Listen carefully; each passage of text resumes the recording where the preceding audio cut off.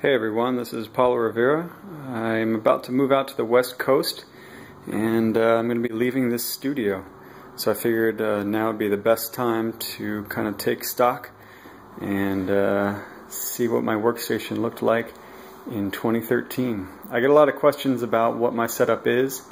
It's part digital, part traditional, but it's pretty compact, and I thought I'd share some of my favorite tools with you today.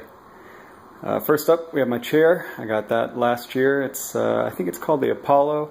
I did not know that when I bought it, but it's close enough to my name that I like it. It's pretty comfortable. That's where I spend most of my day. One of the big things that I did when I switched to this setup was get a keyboard with a swivel arm. So this thing comes out. Actually, I installed it into the drafting table down here. It's made by Human Scale. I think it's kind of expensive. It was over $100, maybe $150. But the nice thing about it is once it's set up, you can adjust the height and you can swivel it, and it actually goes back underneath the desk if you need to get more room. In the back here we have my Wacom pen. So that's kind of like out of the way, but my hand always knows where it is. As for the keyboard, it's all wireless, and I prefer to use a trackpad as opposed to a mouse, mainly because if you're in like Photoshop, and also if I'm painting, I can use just one hand to go through all my reference. So I can zoom in and pan just with two fingers, and also go, through all of my applications and whatnot. Here we have a Cintiq 12WX. It's the smallest of the Cintiqs, but it's kind of all that I need. When I draw on the computer, it's usually for layouts, and so I actually don't like having a really big area to draw on. But I always use two monitors at the same time and have the image on both. That way I can get a better sense of the color up top, and then if I need to go down in the details, I can always zoom in at the bottom. As for my drawing board, you've probably heard me say this before, I love magnets. This one is just I guess a metal sheet that I bought online. I can't remember the name of the place offhand, but hopefully I can post that up later. It's just a sheet of galvanized steel. It's actually very, very thin, as you can see here, but it's dense enough metal that the neodymium magnets that I have stick to it really well. This here is my eraser. I've just got it stuck to a push pin magnet. Up here is a skull I got from anatomytools.com. The jaw actually comes off and is also magnetized. And then at the bottom it also has a big magnet, and that's how I just stick it to my desk like that. Speaking of magnets, those are all my extra ones, and as well as all my trips to the Met over my 10 years of living here. I actually haven't painted this in a very long time. It's pretty old, I think a couple years old now. I think I started on the Hulk right about the time that the Avengers came out. Usually when I paint, I actually take the paper and tape it down to another board, which is also like a whiteboard, but it's also magnetic. And that keeps it flat, even though the paper might get wet and it'll want to curl, but since it's taped it'll be fine. And then I take that board and, using yet again more magnets, I stick it to the big board, and it works out pretty well. I also have magnets attached to my brushes, so I can just put it there. I tend to use 3 or 4 pencils. This one is a blue pencil, if I can get that to focus. I started using blue pencils maybe a couple years ago, and I don't think I'll ever go back because it means I don't have to erase at the very end. But this is a 0.7 millimeter lead. I believe it's made by Pentel. I have some extra ones over here. Let's see, Color Eno. Yeah, not quite focusing. Anyway, it's good stuff. I use it as the basis for everything. The other 2 pencils that I use mainly are the just your typical lead holder. I believe I have a B lead in there. The stuff's made by Uniball. And this one is a Kuru Toga pencil, if that's how you say it right. It's the one where it actually rotates the pencil lead as you draw. I thought it was cool, that's why I bought it. I actually don't really care that it rotates, but that's more for writing, I think. But all of them have magnets attached to the end. This one is attached with a, it's like this plastic putty type stuff that as soon as you mold it into the shape you want, it air dries, then it's good to go. So it's almost like a rubber coating at the end, so I don't have to worry about them falling off. Alright, down below, I finally went ahead and got a flat file. These ones will hold up to 13 by 19 inch paper. So this is where I keep all of my extra work. This is some artwork that I'm giving to some friends, and down below is all the fresh paper. And there we have Iron Man 3, just finished that. This is where I keep most of my work that I just finished. And the rest is just prints and lots of like printer paper. That's my palette that I tend to use.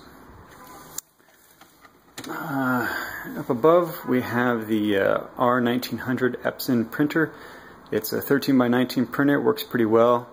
The newer version that they have now is, well, I mean, it's probably better, but the main thing is it, I believe it's wireless, as a lot of the peripherals are these days.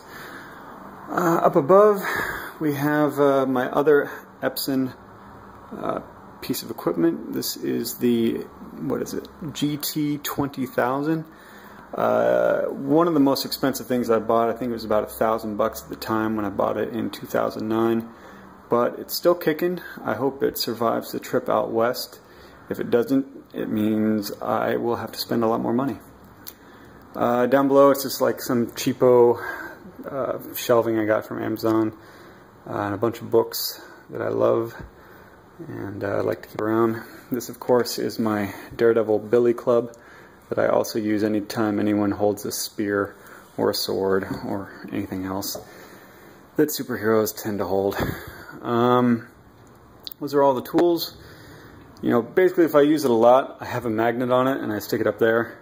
But down here we have pens and extra pencils, scissors, and specialty brushes that I don't use all the time. So if I have to, you know, cover a large area, this is, you'll see most of the brushes I use are silver brush. This is the line they have called Black Velvet. It's, I think it's a synthetic and natural hair blend, but it works great for watercolor, gouache, any kind of water-based medium. If I want a more, like a more acrylic, opaque pass, I will use some of these bristle brushes, which are great for just like slapping the paint on there.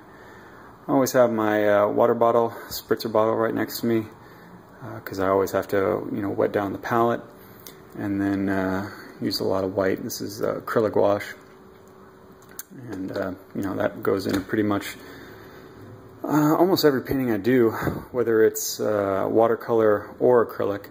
I like to do white acrylic highlights at the very end. Over here is my maul stick, in case I need to keep my hand off of painting. That works pretty well. It's got a little hook at the top. I just take it and put it right there, and then I'll just go like that. Of course, I use my right hand for the most part, although occasionally I do use my left. Back behind here we have what I call the bridge. Again, more magnets. It's just like this little system. It's 3 magnets. The one on the bottom is just a flat disc, and then there's another one in between and one on top. So the purpose is the top piece, the paper, is to get a good point on my brush, make sure I have the right color, whatever I need to do. And then the piece on the bottom is just paper towel, so I can make sure that I have the right amount of dampness to my brush. So yeah, it's just like layered on there, 3 different magnets, and then 2 things to put my brush on. That goes behind there, so it's kind of out of the way. And then on the other side, I have my, again, more magnets, ruler. It's one of those roller rulers things, so it just like goes like that, it keeps lines parallel for the most part. And whenever I'm done with it, I just put it right back there.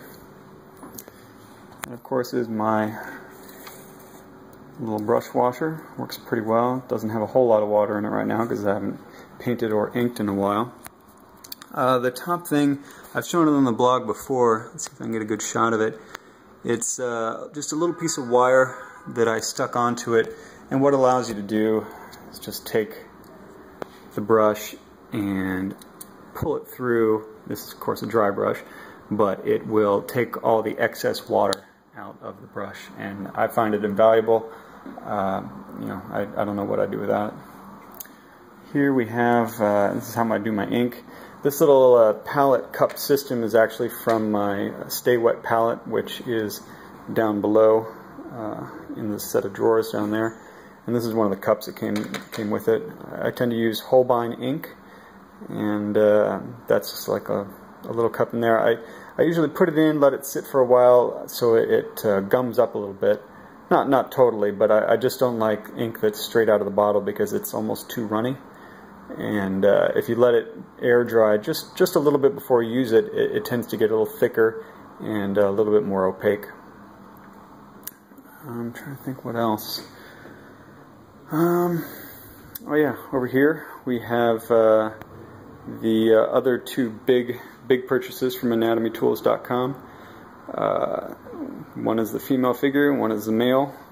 They look a little bit different. The male is older, so the color of the plastic's a little bit off, and he's constructed with just kind of like pegs that they come off like this. So it's not, it's nice. I still like it, but it's just not as easy as the female figure, which is newer. And you see now I can't even get it in there. Forget it. Whereas she comes off nicely with a magnet. So there's really no comparison. And then back behind there you might see my Captain America poster.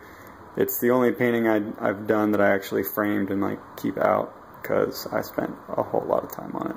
It's all hand lettered, you can probably see down there, and it took me a whole lot of time.